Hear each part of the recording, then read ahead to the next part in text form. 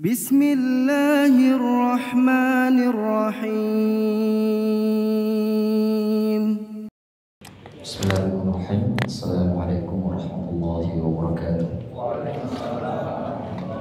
Alhamdulillah wassalatu wassalamu ala Rasulillah wa ala alihi wa sahbihi wa man tabi'ah. Tidak saya perpanjang, saya rangkum saja apa yang sudah kita bicarakan tadi di topik. Setelah itu kita buka sesi tanya jawab.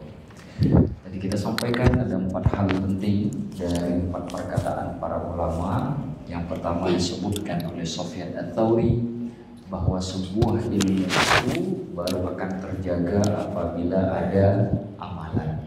Jika suatu ilmu tidak diamalkan, maka ilmu tersebut akan hilang dengan cepat. Itu yang pertama.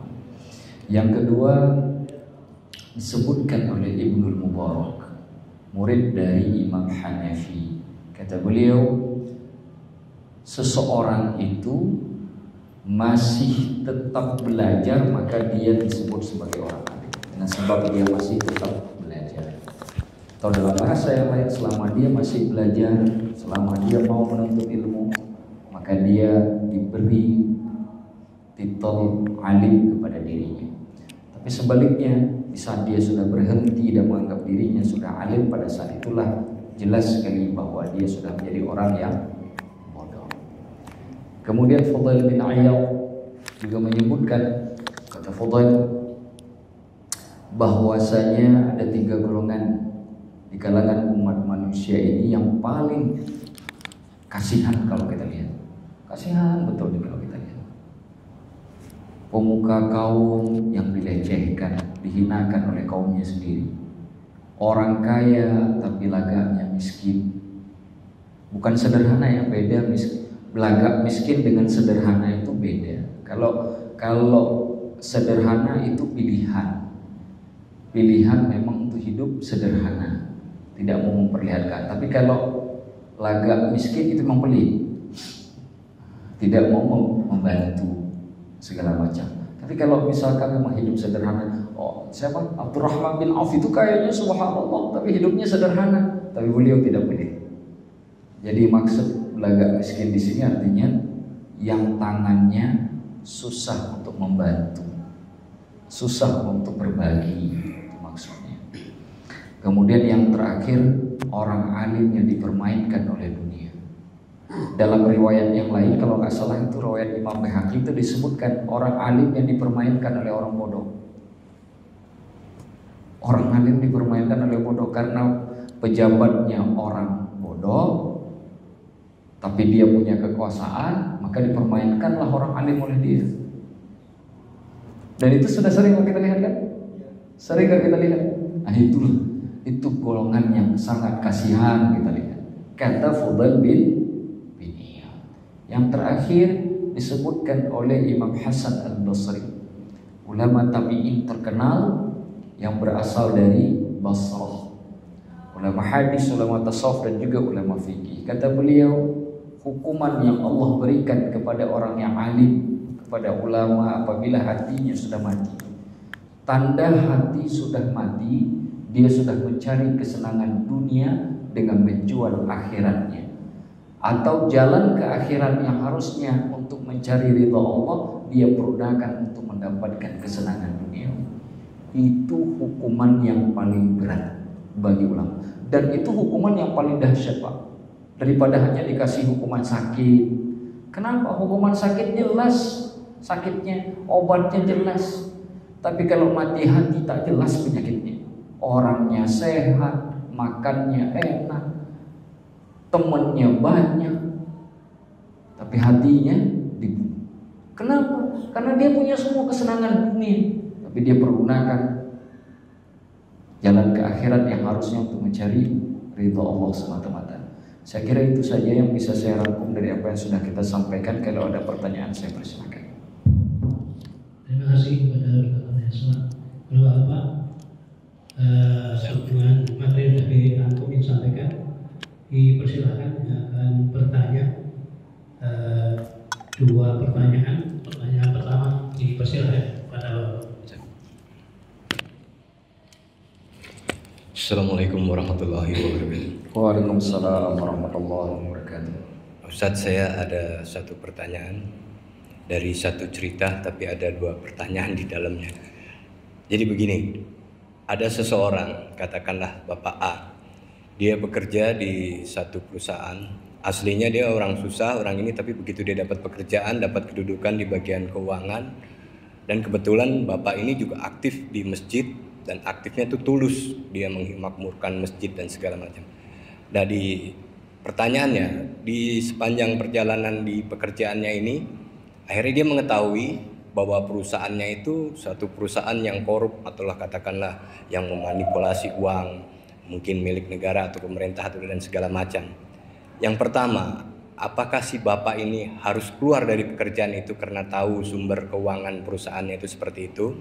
Yang kedua, ketika dia aktif di masjid dengan tulus, dengan ikhlas, dia korup di kantornya dan untuk memakmurkan masjidnya. Itu seperti gimana, Tad? Terima kasih. Bismillahirrahmanirrahim. Luar biasa ya.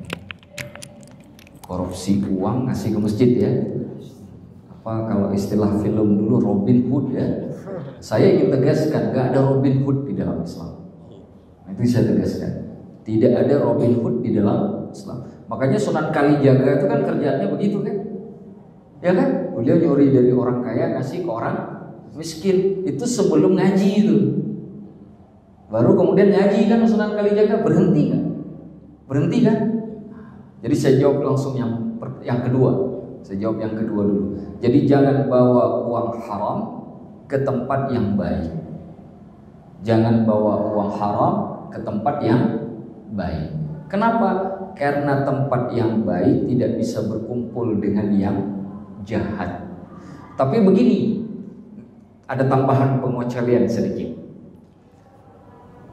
Saya pernah ngambil uang seseorang, atau bukan ngambil sih sebenarnya, kecantol ke saya, entah saya temukan atau apa. Tapi saya nggak tahu nih punya siapa nih duitnya. Saya cari orangnya nggak dapet. Bagaimana caranya? Nah, dalam hukum Islam seharusnya kan kita lapor kepada hakim. Nanti hakim yang akan memutuskan akan dibawa kemana uang tersebut, ya kan? Cuma persoalannya sangat luar biasanya kalau di kita, kalau kita lapor ke penegak hukum, insya Allah jadi milik penegak hukum tuh duit, ya kan? Itu di kita tuh. Nah, itu jadi masalahnya di situ tuh. Kalau kita lapor ke si A penegak hukum, jadilah milik si A, tuh nggak nyampe itu ke negara, nggak nyampe itu. Maka kita kasih ke masjid, masukin celengan masjid, daripada diambil si Anu, mendingan masuk ke masjid. Nah itu bisa Pak, model begitu. Tapi kalau memang kita nyuri uang orang lain, ya nggak boleh. Dan kalau kita sedekahkan tidak dapat pahala. Dosa kita mengambil uang tetap jalan, sumbangan kita ke masjid nggak dapat satupun.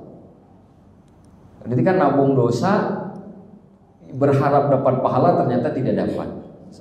Tidak boleh. Nah bagaimana dengan kerja di tempat perusahaan yang korup? Manipulasi uang, nipu orang, segala macam. Ini sama seperti pertanyaan, Ustaz, bagaimana kalau saya kerja di bar? Saya nggak minum minuman mabuk, tapi saya bikin minuman mabuk biar diminum orang, tapi saya nggak minum. Ada pernah dengar pertanyaan begitu ya? Ya, nah, itu sama Pak kasusnya itu pertanyaannya. Nah, begini, di dalam Islam itu ada kaidah di fikih Pak. Nama kaidahnya ad-daruratu tubihul mahdhurat. Darurat itu membolehkan yang tidak boleh. Ada lagi kaidahnya, ma la yumkinul ihtirazu anhu fahuwa ma'fuun an.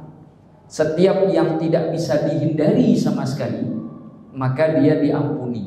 Pertanyaannya sekarang, bisa dihindari atau tidak? Ambil kasus dalam ayat Al-Quran di surah Al-Baqarah itu Allah cerita tentang Allah haramkan bangkai, darah, daging babi. Setelah Allah ceritakan pengharaman, lalu Allah sebut faman yadhurra ghayra baghin wala 'adin fala itsma 'alaihi. Barang siapa dalam kondisi darurat, itu tadi disebut awalnya apa tadi? Bangkai, darah, daging babi itu.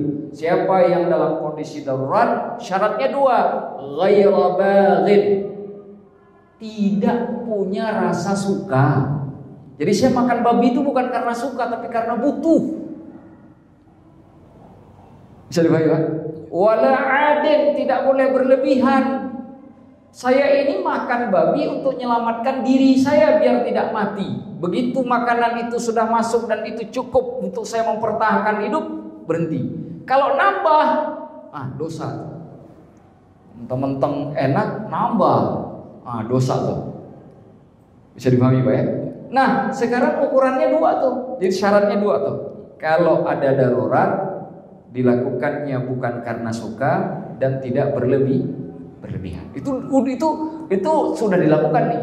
Kalau belum dilakukan, bagaimana patronnya? Patronnya lil halal, bisa mati, bisa celaka, nyawanya terancam. Kalau saya punya tanah yang masih bisa saya jual untuk saya makan, haram saya kerja di tempat yang haram tadi, Pak.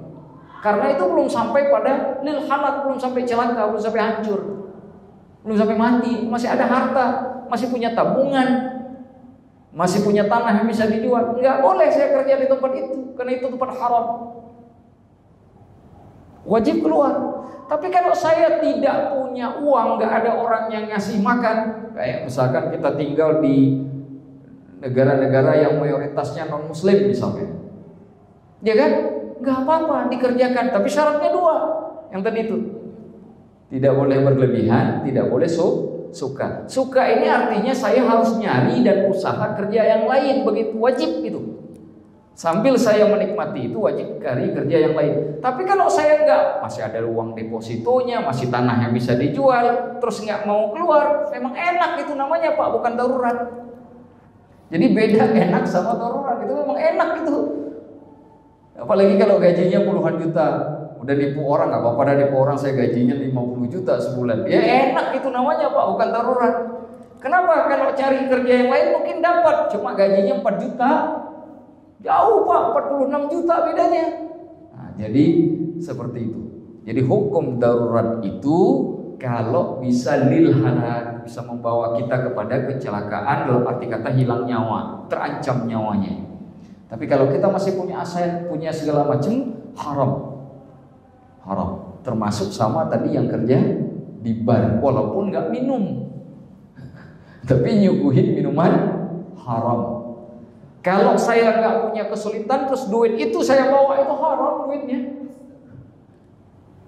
Kenapa? Karena hasil jual yang haram. Sesuatu yang berasal dari yang haram, maka selamanya jadi haram. Nggak mungkin yang datang dari haram itu tiba-tiba jadi halal, itu nggak mungkin. Wallahu a'lam bishawab. Saya kira seperti itu Pak. Silakan Pak, pertanyaan.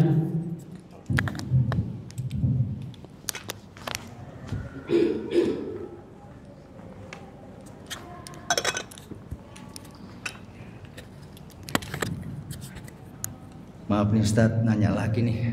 Iya. Maaf ya Ustadz, tadi singkat aja. Assalamualaikum warahmatullahi wabarakatuh. Waalaikumsalam. Bismillahirrahmanirrahim.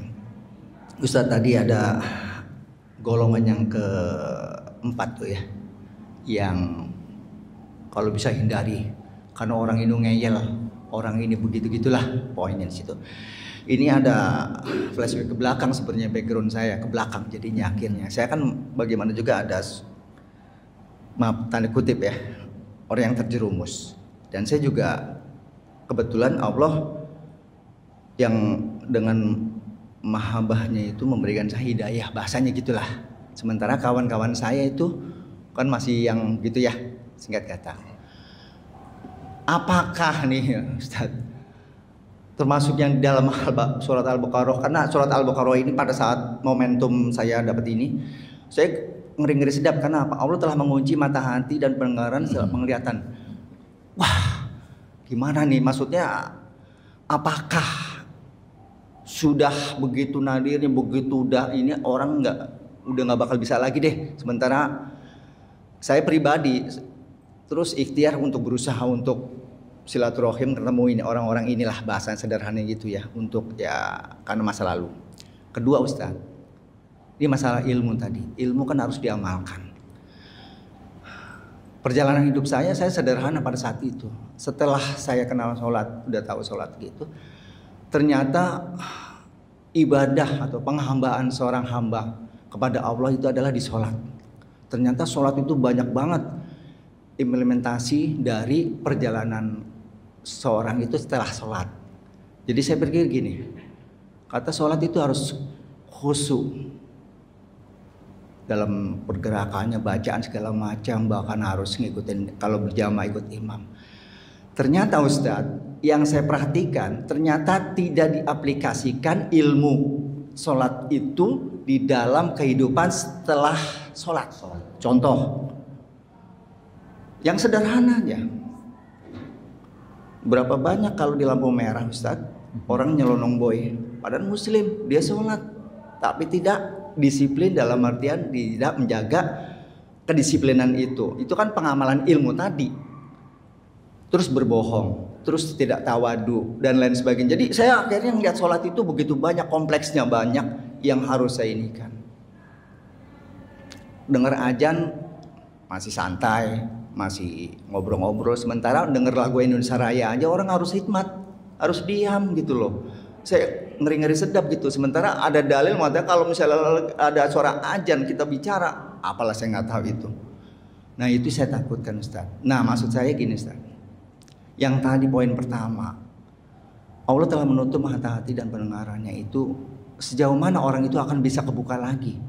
Dan bagaimana seperti saya yang sudah dibuka mata hatinya sama Allah, apakah bisa tergelincir lagi Ustaz?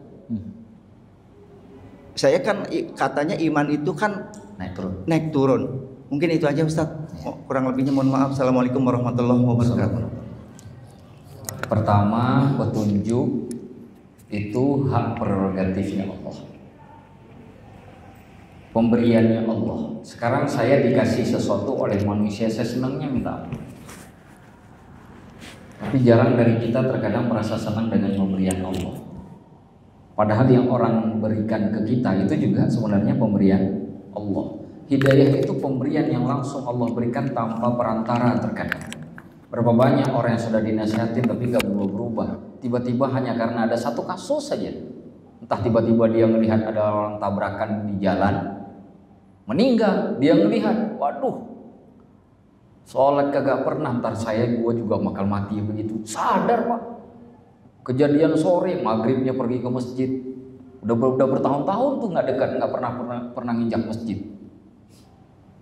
Kan kita nggak pernah tahu. Artinya itu pemberian yang sangat mahal dari Allah. Nah sekarang apakah bisa jatuh atau tidak? Tergantung bagaimana kita menjaga pemberian Allah. Nah sekarang dikasih sesuatu oleh manusia. Ini kita dikasih motor manusia, terus kita balap sini, balap sana, tuh hancur kan motornya. Pemberian Allah juga sama. Allah kasih hidayah yang paling istimewa. Mau kita apakan tuh pemberiannya? Mau kita kayak balap motor sana sini itu? Atau mau kita jaga dengan benar? Jadi tergantung kita jaga atau tidak. Makanya coba Bapak lihat tuh. Ayat yang menutup hati itu, ayat ke-7 dari surat Al-Baqarah, itu cerita tentang orang kafir. Lalu masuk ayat ke-8 tentang orang munafik. Ayatnya apa? Wa minan nasi may yaqulu amanna billahi wa bil yaumil akhir wa ma hum bimumin. Berapa banyak dari manusia mengatakan aku beriman kepada Allah, dari akhir sebenarnya dia tidak punya beriman sama sekali. Jadi kaitannya ke sana tuh. Kaitannya tuh ke tanah tadi tuh. Kenapa? Kamu bisa saja nggak kafir lagi, tapi kemungkinan jadi munafik kan begitu kan? Jadi bahasa yang lainnya, ini mau diapain nih? Makanya tuh, misalkan kayak pernah saya ceritakan di sini, Imam Hasan Al-Basri itu kalau dengar orang baca ayat tentang istiqomah itu sampai doa tentang istiqomah. Imam Asy-Syafi'i itu kalau bicara ayat azab dalam Al-Quran, dalam sholat nih, ini baca ayat azab, apapun tuh tentang hari kiamat, itu langsung doa itu, sambil baca sambil berdoa kepada Allah. Terkait dengannya, berdoa. Yang beliau doakan diri beliau dan kaum muslimin. Bukan hanya untuk beliau saja, beliau semua beliau doakan. Oh, Imam Syafi'i itu. Kalau beliau lewat ayat rahmat itu doa syukur. Bersyukur kepada Allah. Dalam sholat itu syukur semua. Kalau udah lewat ayat-ayat syukur. syukur untuk diri beliau dan juga menguatkan kaum muslimin juga mau bersyukur kepada Allah. Didoakan tuh dalam sholat. Jadi sekarang ini bolanya udah dikasih oleh Allah, tergantung kita mau diapain. Makanya setiap orang itu minta pertanggungjawabannya itu nggak diwakilkan oleh Allah. Anak nggak diwakilin sama bapak, bapak nggak diwakilin oleh anak, suami nggak diwakilin oleh istri, istri nggak diwakilin suami. Setiap orang mau mempertanggungjawabkannya sendiri. Kenapa? Setiap orang ada pemberian Allah. Makanya tuh salah satu yang paling istimewa pertanyaan Allah itu kan masalah harta sama waktu kan? Ya kan? Pertanyaan di antara pertanyaan yang paling istimewa nanti yang akan ditanyakan harta dan waktu. Kenapa? Karena kita hidup di ruang itu tuh. Jadi kita mau ngapain? Tapi Allah selalu mengajarkan bahwa siapapun, itu hadisnya hadis sahih di dalam Bukhari. Bapak lihat itu nanti. Siapapun yang berjalan ke arah Allah, Allah berlari ke arahnya. Pernah dengar hadis itu? Jika dia mendekat ke Allah sejengkal, Allah akan mendekat sehasta. Terus Allah tambah. Ada lagi ayat yang mengatakan Allah lebih dekat dari urat leher. Jadi sebenarnya nggak perlu khawatir dengan kita akan tergelincir. Kalau pemberian Allah ya dijaga. Oh Ustaz kan bisa salah. Lah bisa salah mas Rasulullah katakan. Kullu bani Adam khata'u khairul khata'in at-tawwabun. Anak Adam pasti salah. Sebaik-baik yang salah yang taubat. Jadi bukan salahnya yang kita khawatirkan, nggak bisa taubatnya itu yang kita khawatirkan. Karena kita nggak mungkin nggak salah. Loh saya nih ngomong begini nih, setiap malam Senin, setiap malam Selasa duduk di sini ngomong, emang nggak pernah salah Pak? Makanya kan pernah saya cerita dulu sampai saya nggak mau dakwah, ditegur sama senior saya di Al Azhar. Kalau nunggu jadi orang baik cuma Nabi Muhammad yang bisa dakwah kayak ini, karena cuma beliau yang nggak punya dosa. Yang lain semua kita punya dosa, karena nggak ada satupun yang maksum. Sahabat Nabi aja nggak maksum, kita siapa mau maksum? Ya, jadi dalam bahasa yang lain, jangan khawatir dengan dosa. Selama kita sudah berusaha menjaga, tapi khawatirlah ketika nggak bisa taubat. Sudah lidahnya sudah berat, cuma istighfar saja. Kita mau astagfirullah, mulutnya istighfar, hatinya nggak ngikutin. Itu namanya sudah berbahaya. Berapa banyak apa kita doa? Kita baca dengan mulut, hati nggak ngikutin. Sering sekali mungkin. Kita bilang la ilaha illallah, tuh hati ngikutin nggak sih? Atau cuma lidah saja tuh yang kemudian, atau suara saja yang terdengar. Kita bilang lagi astagfirullah, kita macam-macam tuh doa kita, tapi nggak diikutin hati. Itu yang masalahnya di situ tuh.